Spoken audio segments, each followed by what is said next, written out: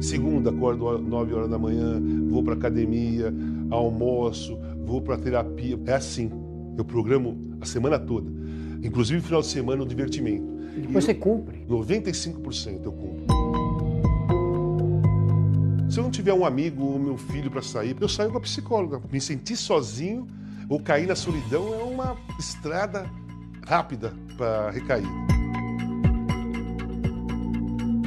Quando eu entro no banheiro, tem um cara cheirando cocaína em cima da pia do banheiro. E ele virar para mim e vai assim, quer?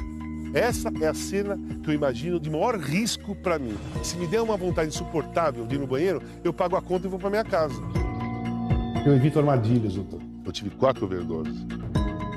Nesta série, você vai conhecer os caminhos que o Casagrande percorreu para se libertar da cocaína. Não vamos nos aprofundar na ciência por trás das compulsões, nem discutir a liberação das drogas, mas falar sobre pessoas que nunca imaginaram ficar dependentes quando tiveram os primeiros contatos com a droga. Eu pegava coisa de casa, roubava amigos. Todo mundo sofre, não sofre só você, sofre a família inteira. O usuário cai numa armadilha que o aprisiona. Dormir na rua, dormir em praças. Ele não é imoral nem criminoso. Dependência de cocaína não é caso de polícia, mas de saúde pública.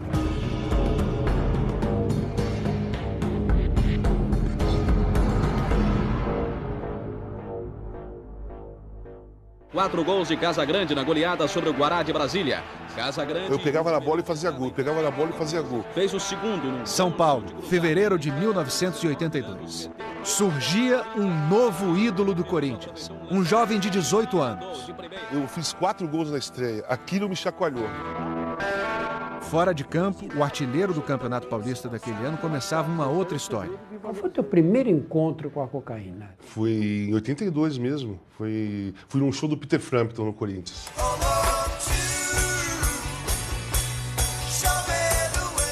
Eu conheci a cocaína naquele dia. Qual foi a sensação? Foi maravilhosa, maravilhosa, aquilo que a cocaína dá mesmo. Você se sente poderoso, se acha mais culto ou mais inteligente que você realmente é. A cocaína aumenta a liberação da dopamina, um neurotransmissor que envia impulsos nervosos de prazer do cérebro para o resto do corpo. Aumenta a sensação, seja de disposição física, de bem-estar, de felicidade e de prazer. Era o que o Casagrande buscava, ainda mais depois de perder a irmã mais velha que sofreu um infarto aos 23 anos. Isso foi um baque muito forte, eu engoli. Porque eu vi o sofrimento da minha mãe e do meu pai, eu falei, não posso demonstrar um sofrimento também. Carreguei isso para a vida. E aí, é claro que as memórias dela vinham e me pegava. E quando eu conheci a cocaína, parou. Eu parei de sofrer com a morte dela. Ele cheira uma carreira de cocaína, ele começa a achar que a vida não é tão ruim assim, que ele não está tão triste assim. Rebelde, irreverente, com opiniões fortes. Eu acho que tem um preconceito muito grande perante a gente que somos jovens e acho que nós não temos condições de nada, sabe? O Casagrande virou sensação. Seguiu fazendo gols em clubes brasileiros, europeus e na seleção brasileira.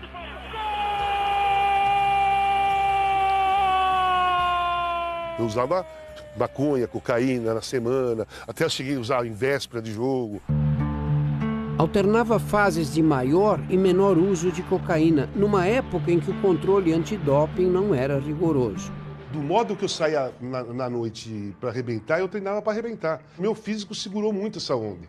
Quando é que você descambou mesmo? Você perdeu o controle? A partir de 98. 4 anos depois do fim da profissão de jogador de futebol. Veio o vazio. O vazio do vício da adrenalina de se jogar futebol. Não tem nenhuma coisa no mundo que dá a mesma sensação de prazer que um gol num jogo importante. O pico do prazer vai lá em cima e volta. Isso aí vicia. O problema é, ao mesmo tempo em que estimula a área ligada ao prazer, aqui na parte central do cérebro, a cocaína agride essa camada mais externa, que é responsável pelo planejamento, o raciocínio e o controle da impulsividade. São substâncias que modificam a realidade, modificam as prioridades. a ponto de o usuário passar por cima de valores que considera importantes. Eu pegava coisa de casa, eu pegava dinheiro também, roubava amigos. Que estava vacilando eu pegava mesmo. Quase 50% das pessoas que usam cocaína tiveram o primeiro contato com a droga antes dos 18 anos. Foi o caso da Viviane, que está internada numa clínica de reabilitação há 6 meses. Eu comecei com 14. Acompanhamos a rotina de outros dependentes químicos. Mesmo com realidades de vida bem diferentes, as histórias estão conectadas. Eu tive uma perda de um irmão meu. Eu não soube lidar com essa perda. Aí foi onde eu conheci as drogas. Como se ele ficasse usando a cocaína como uma automedicação de uma depressão. Como um antidepressivo. Exatamente. Mas esse prazer momentâneo, que funciona como um alívio para a dor emocional, vai diminuindo conforme o uso. O Maurício está há 20 anos longe das drogas, mas se lembra bem como tudo começou. Começa bem pouquinho, né? E vai aumentando, né? Conforme você vai usando. O corpo se acostuma com a substância e aí a quantidade de droga aumenta no uso. Comecei a usar maconha, chegou um momento da minha vida que não começou mais a fazer efeito. Comecei a usar, né? Cocaína, depois fui pro crack. Tem gente que pensa que crack é uma outra droga, não, é a cocaína fumada. Ao ser aspirada, a cocaína em pó é absorvida lentamente através da mucosa nasal e a mucosa dos seios da face e cai na corrente sanguínea. O efeito começa em 5 a 10 minutos. Agora, quando a pessoa fuma ou injeta cocaína na veia, a sensação vem em menos de 1 minuto, porque já cai rapidamente na corrente sanguínea. Como o efeito é muito rápido, ele também desaparece muito rápido. Ou seja, depois de 5 minutos já acabou o efeito, então a pessoa quer usar mais. Foi assim que o Casagrande foi escravizado pela cocaína. Estava num aspecto deplorável, pesando 70 quilos, furado dos pés à cabeça, furúnculo o corpo todo. Mesmo assim, ele não se considerava um dependente químico. Nem quando eu perdi o controle, eu achei que eu tinha perdido o controle. Alain usa cocaína há 13 anos. Você usa droga durante a semana, só final de semana? Não, só final de semana mesmo. Você se acha um viciado em droga, dependente químico? Não, você acha? não. Em que momento o uso deixa de ser ocasional para se tornar dependência? A resposta está no caminho percorrido no dia a dia. Você deixa para trás compromissos importantes por causa da droga? Seus relacionamentos foram prejudicados? Sua rotina diária acontece ao redor da cocaína? Se você respondeu sim, o diagnóstico é dependência química. Procure ajuda. Ainda a ficha dele ainda não caiu por completo, não.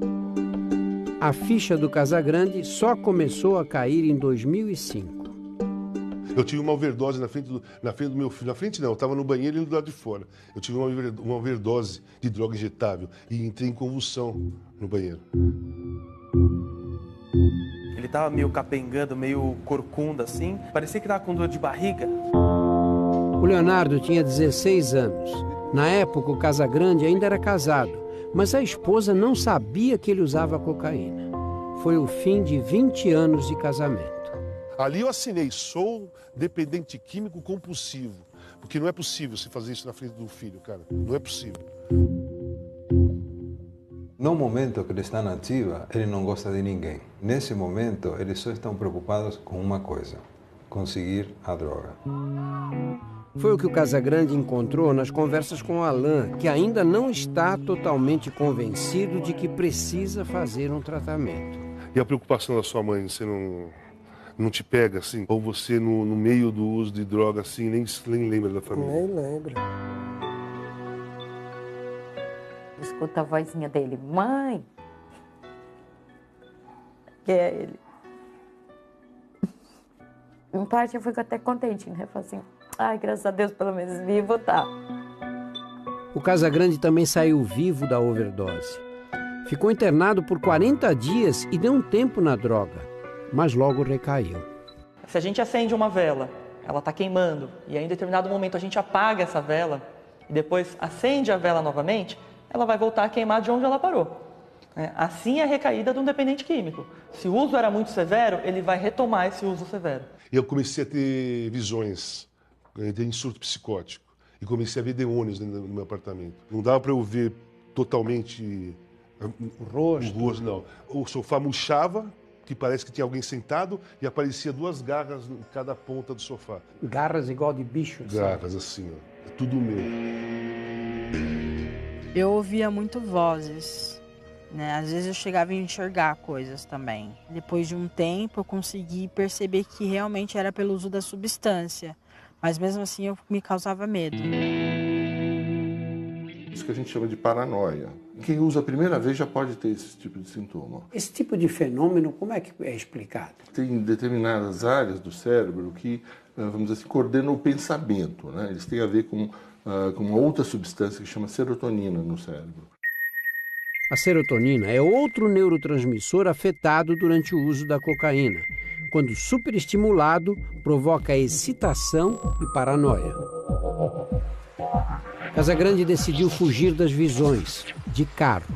Depois de misturar cocaína com calmantes e medicação para baixar a pressão, o previsível aconteceu. Walter Casagrande sofreu um acidente de carro na noite de ontem. Eu apaguei. Eu desmaiei, o pé desceu no acelerador. Ainda acelerou. Acelerou. Desse lado de cá tinha um monte de gente na calçada. E do lado de cá estavam todos os carros dele na calçada. A minha sorte foi que eu pendi pro lado de cá. Bateu na guia, subiu, capotei em cima de 6 carros e caiu do outro lado. Walter Casagrande teve um politraumatismo e chegou a ficar desacordado. A dependência química era uma doença crônica. Ela é incurável e ela é fatal. Ou o cara morre ou o cara se recupera. Casagrande sobreviveu. Só restava a recuperação. Eu sofri um acidente, acordei no hospital, vi o Dr. Pablo lá, não sabia quem era, dormi de novo e quando eu acordei eu estava aqui dentro. Dr. Pablo é médico psiquiatra da clínica de reabilitação. O que indica a internação, basicamente? Quando o paciente não tem condições de manter a abstinência. E quem te trouxe? Tua família? Minha família. Meu filho assinou a responsabilidade da internação, porque eu era involuntário. Involuntário é que eu não escolhi para vir. O Vitor estava com 21 anos. Ele não conseguia mais se cuidar e, por ser o filho mais velho, estava no meu colo ali a decisão do que fazer, de como tratar ele dali para frente. Se você tivesse te dado essa opção... Não vinha, lógico que não. Eu não percebia, mesmo todo mal, estourado, sem dormir, sem comer, sem beber água, magro, eu estava achando tudo certo. Tudo certo. É. Mas a família sabia que não estava e decidiu pela internação. Era o início de um longo tratamento com regras rígidas, como não receber visitas nos primeiros 6 meses. Esse vidro é escuro, né?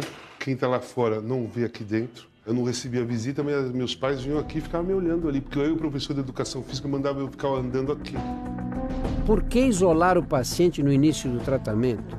E quando ele não concorda com as regras, como os médicos fazem para mantê-lo internado? 4 meses assim, revoltado, parei de pagar a clínica para eles me mandarem embora.